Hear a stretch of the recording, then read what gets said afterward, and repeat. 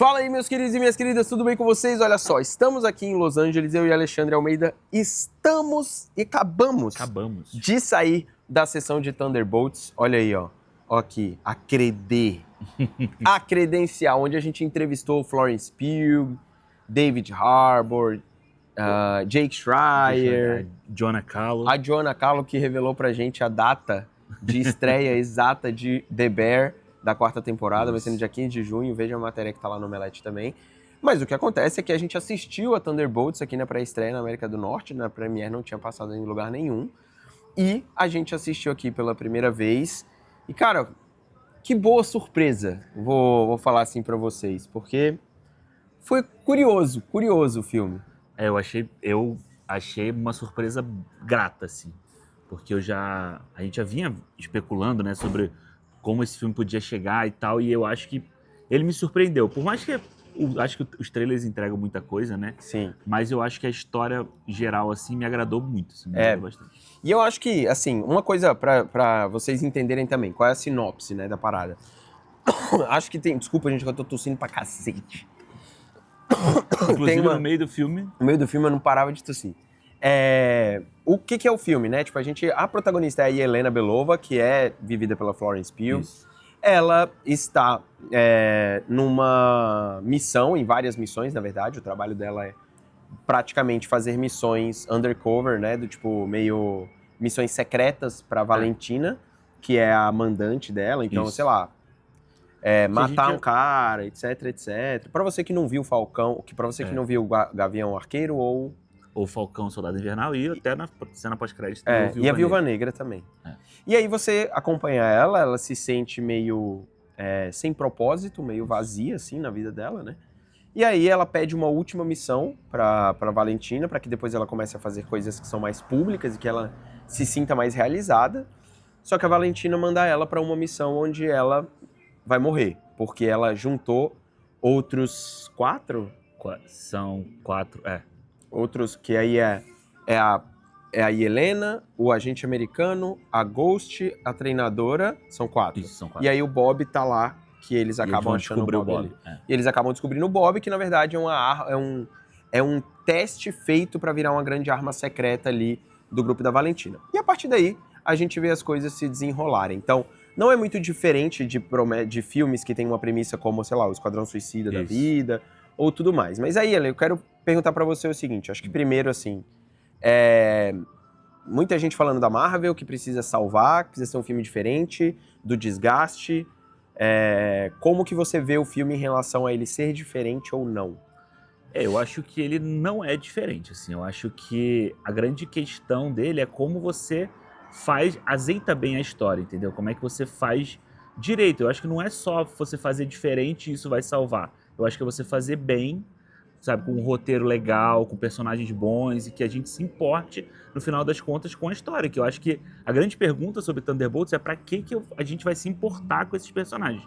E eu acho que, assim, a história é contada de uma forma tão redondinha que chega no final e a gente se importa com esses caras reais, assim, sabe? E é engraçado que o diretor, na entrevista com a gente, ele falou, né, desse Suicide Squad, né? Ele cita esse exemplo e eu acho que a gente até perguntou, né, como é que se esses caras eram dispensáveis, né?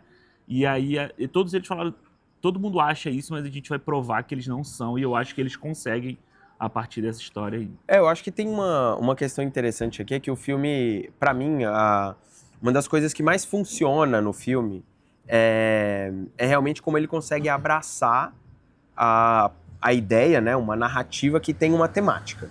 Isso. Então, o tema do filme é sobre saúde mental, é sobre você estar mal, em depressão, você não achar seu propósito, você se sentir mal, você não estar bem na sua vida, e você ficar sempre em busca de alguma coisa que você não sabe o que é, mas você tá sentindo sempre aquele vazio dentro de você. E isso é legal porque isso não é forçado no filme. Não é. Tudo que a gente já viu desses personagens na Marvel até aqui levam pra esse caminho. O John Walker com a questão dele, do papel dele como super-herói, a Ghost lá com o experimento do pai dela, a Helena com a morte da irmã. Então todos eles têm o Red Guardian, né? O Guardião Vermelho, que nunca se sentiu realmente um herói, né? Uhum. Então acho que isso não é forçado, isso é legal. E assim, poderia soar muito gratuito, né? Tipo, poderia soar piegas. Mas o filme consegue achar um equilíbrio muito interessante entre você colocar uma temática e trazer isso de um jeito mais leve e engraçado. E eu acho que até a comédia do filme, ela é diferente das comédias que a Marvel já fez. Pelo menos num passado recente, assim. O texto aqui da Joanna Callo e do Eric Pearson, que são os dois roteiristas aqui do filme, ele tem um humor muito mais voltado para o constrangedor, para o zoeiro, mas não é o zoeiro do Deadpool. Não é nem o zoeiro do Joss Whedon e dos irmãos Russo. É um negócio meio irônico, às vezes. Tipo, um sacaneando o outro, assim, real. Assim. E é engraçado, porque os caras fazem piada, tipo assim... Umas piadas, sabe, que eles usam uns termos, tipo... eles falam de, tipo... Little dick, small dick, uma hora, assim, sabe? Exato. Pinto seus pequeno, não sei o quê. E, tipo, tem várias coisinhas, assim, que você fala... Cara, tipo... Deram um passo além aí, sabe? Do que a gente tá acostumado com a Marvel. Eu acho que o lance esse filme já tinha roteiristas, né? Ele já tinha começado a produção. Depois veio uma outra galera pra ajeitar ele. E eu acho que essa azeitada, né? Esse aparo o grande trunfo dele. Sim. Porque não parece sobrando, sabe? A gente fala sobre outros filmes, tipo o Capitão América e até o próprio Deadpool. Tem coisas ali que parecem que estão sobrando na história ali. Esse não, esse é muito redondinho, a gente até falou. O filme parece que passa assim. Ele passou rápido, muito rápido pra mim. E o filme tem 2 horas, né? Tem 2 horas e tipo, o filme passou muito rápido pra mim, isso é fato. Tem uma coisa aqui que eu vou puxar o que você falou do Capitão América, que eu acho legal. É o filme, a gente comentou isso há pouco, o filme se comprometer com uma narrativa, né? O Capitão América, pra mim, tem um problema muito claro. Ele não é um filme ruim, eu acho ele um filme divertido, assim, um passatempo. Esse filme aqui, ele não vai mudar a vida de ninguém também, tipo, meu Deus, não é uma coisa absurda, mas... E ele nem tá tentando ser, não soa pretencioso, não soa pretencioso, né? Isso é muito bom. É um filme de arte da Marvel, da A24, blá, blá, blá. Não é nada disso. Mas ele tem uma coisa muito interessante que filmes independentes têm muito mais do que grandes filmes blockbusters, que é esse compromisso com uma temática. Então você tem uma temática sobre saúde mental, sobre depressão, sobre propósito, e ela não está... essa narrativa, ela não fica só em um momento do filme. Ela é a linha narrativa inteira do filme. E ela está na protagonista, ela está no antagonista. Este propósito é que faz eles dois se conectarem. Inclusive é o propósito, às vezes, de muitas das piadas que eles começam a fazer e depois se questionam dessas piadas. Então, é um filme que chega... O set piece final do filme é basicamente só isso, né? Então, tipo, o começo, o meio e o fim do filme tem uma coesão. Você entende qual era a proposta. E isso, eu acho que é algo que vai ser uma lição pra Marvel, porque você não precisa, pelo menos na minha visão, você ter esses filmes de super-herói sempre com um tema. Você pode fazer um filme como o Deadpool ou como o Homem-Aranha, Sem Volta Pra Casa. São grandes eventos, não tem problema, mas você tá comprometido em fazer um grande evento e um grande fanservice daquilo. Eu acho que você não pode, às vezes, em filmes como o Capitão América ou como as Marvels, sei lá, como outros filmes. Até o Pantera Negra ele tem um pouco disso, o 2, pela confusão que ele acabou virando. Eles tentam atacar tantas frentes que eles não conseguem fazer algo assim. Este filme, eu senti que ele falou, cara, não é que a gente quer fazer o filme da A24, o filme da Neon, não. A gente vai fazer um filme... Eu lembrei muito dos filmes antigos da Marvel, como, por exemplo, o primeiro Vingadores. Sim. Sabe? Tipo... Que era muito sobre a união deles, era que eles conseguirem se entender. Mas o lance, pra mim, a comparação com a A24, ou com a Neon, ou com a Blumhouse, sei lá, qualquer uma dessas, eu acho que tá realmente nisso. Se a gente pega um filme, sei lá, um filme tipo Tudo em Todo Lugar ao Mesmo Tempo, ou um filme tipo Morte, Morte, Morte lá, todos eles são baseados na ideia. A ideia principal é que carrega o filme, sabe? É o tema, ele é a base do filme. Eu acho que essa coisa do Jake Schreier e da galera ter trabalhado nesses filmes menores, talvez possa ter ajudado a trazer esse tipo de pensamento para essa produção aqui também. Ele falou isso na entrevista, né? Você perguntou pra ele até fala, esse não é um filme da 24. Que é uma piada, né? É uma piada que ele fez. E o Kevin Feige levou pro marketing. E o Kevin Feige levou pro marketing pra fazer a campanha. Mas ele falou uma coisa que a gente quer trazer, ele falando a gente, como um cara que vende no cinema mais independente e tal, é diversidade de narrativa, diversidade de ideias. E de fato isso tem aqui. Não é um filme que, ai meu Deus, nem parece um filme da Marvel. Não, ele é um filme da Marvel do início ao fim. Do início ao fim, Tipo, é um filme inteiro. Inclusive, eu acho que tem problemas clássicos de filmes da Marvel, que eu vou entrar um pouquinho depois nas coisas que eu não gostei tanto assim. Ele tem muito cara de que seria um Viúva Negra 2, né? Totalmente. E aí pra mim, é onde ele consegue ter um êxito, porque ele não é. Não é. E ele consegue ter uma identidade muito própria, assim, sabe? Tipo, é um filme que dá respiro para os seus personagens, deixa eles... Cara, o Wyatt Russell como agente americano, ótimo. Excelente. Ótimo. A Florence nem se fala, tipo, ela toma conta da tela. Ela é a protagonista real do filme, assim. A gente veio brincando, a Ghost, né, que é um personagem muito ruim do Homem-Formiga 2, ela tem um propósito ali no filme, ela tem o papel dela, piadas boas, é uma personagem que você fala assim, legal, beleza, ela faz parte desse grupo aqui. Eles conseguem encaixar cada um desses personagens. O David Harbour é o carisma da...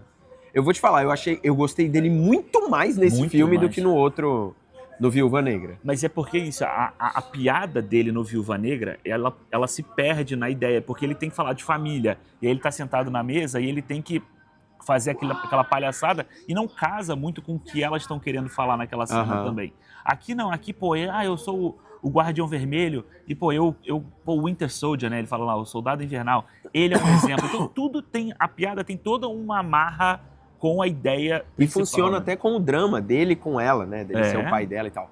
Então, aí, eu acho que, assim, o filme, pra mim, ele funciona muito legal nessa temática e ele, cara, passa rápido. Me diverte, ele é sabe? Também, assim, né? Ele é muito, muito tranquilo de assistir. Aí eu vou pra parte agora que eu não gostei tanto, que eu acho que pra mim é o calcanhar de Aquiles do filme, que é a Valentina Alegre. Eu não sei se você concorda nessa parte comigo.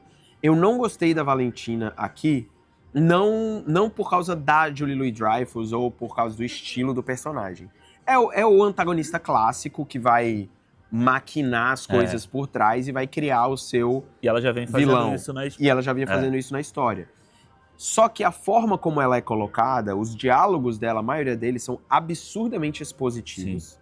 A personagem, inclusive, da Mel, né, que é a secretária dela lá, tá lá praticamente pra isso, né, pra servir pra ela explicar a coisa pra ela. Exatamente. É uma personagem que serve pra explicar pra ela e explicar pros outros Isso. que estão ali. E aí ela meio que cria o Sentinela, né, que é o personagem do Louis Pullman. E aí toda a dinâmica entre ela e o Sentinela, que acontece no terceiro ato do filme, pra mim não funciona bem. Só que mas não funciona bem mesmo. Tipo, eu não gostei das coisas que foram feitas. E pelo lado dela, né? Porque o lado do Louis Pullman funciona bem, né? E eu acho que é isso que faz compensar. Porque como acontece os gatilhos de motivação dele e dela para que exista uma conexão ali para fechar, né, o terceiro ato, eles não funcionam para mim, são muito ruins. Mas na hora que eles falam, beleza, deixa ela aqui de lado, vamos focar nele... E ela some, realmente, né? Literalmente, ela some. Quando foca nele, aí a parada brilha pra mim, assim. Tipo, vai muito bem. Por quê? Porque aí você conecta direto com a Florence Pugh, com a Helena, com tudo que tá ali.